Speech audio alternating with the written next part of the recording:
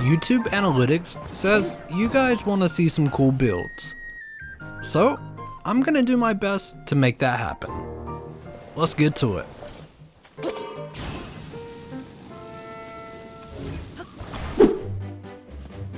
The thing that I find to be one of the coolest parts inside Tears of the Kingdom is the ability to create huge mechs. Especially if it's one that automatically hunts down enemy mobs and takes them out. So, I want to create one that will do just that. The device I'm starting off with as the base is one you can make using the process of stick nudging, which I've gone over before in a video that I will tag at the end if you're interested in learning about it. Pretty much, this device will serve as the hips for the mech and allow for the machine to look like it's walking. But as you can clearly see, the walking movement isn't perfect, and I don't really have a solid way to make this mech chase down enemies and not run past them. I really do want it to be a walking mech, because I think they're one of the coolest designs that you can make inside of the game.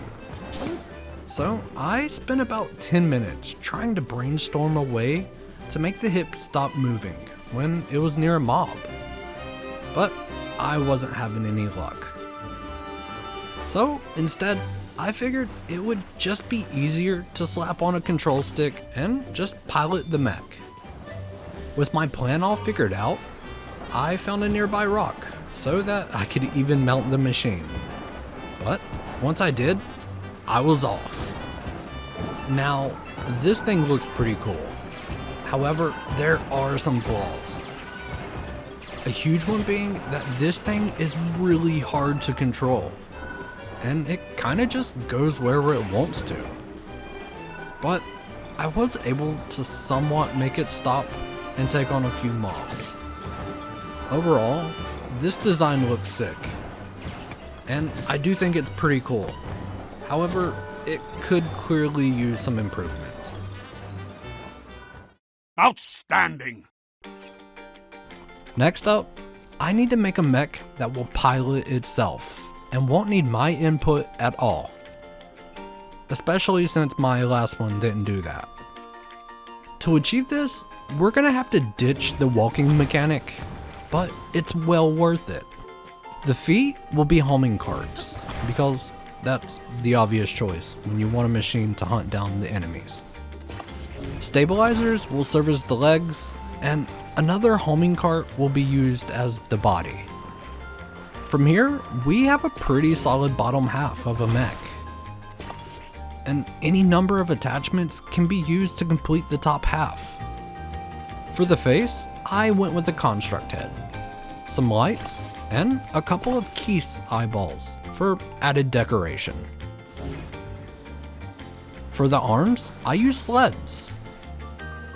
And from here, we essentially have a mech that will ram the enemies, but it's kinda lacking in the firepower department. I mean, look at it. This thing just looks so doofy, but charming at the same time. To try and maintain that, I'm gonna put a construct head at each shoulder area. And we can just imagine that those are shoulder pads or something. As you can see, I didn't overdo it with the firepower by only using 2 beam emitters, but you can adjust this for your own device. So let's go set it loose on the nearby mobs. As expected, our Wall-E looking mech was having no issues with the small base of nearby mobs. However, it did get itself caught against a skyrock while it was chasing one down.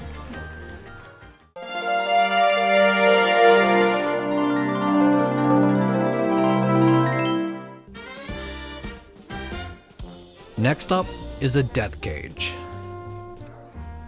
To make one of these is extremely simple. You take out 6 carts, attach them horizontally in pairs of 2, and then you'll end up with this shape. From here, you fill it with all kinds of lasers, or whatever kind of emitter you could possibly want. Just make sure to cut it on every so often. That way you can check that everything is being contained in the box and not shooting off in a random direction.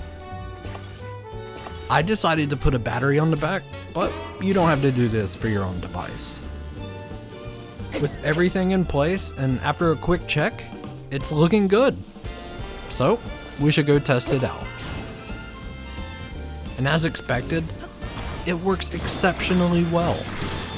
Only downside I can see is that this thing uses a ton of energy due to all the emitters, but your mileage may vary.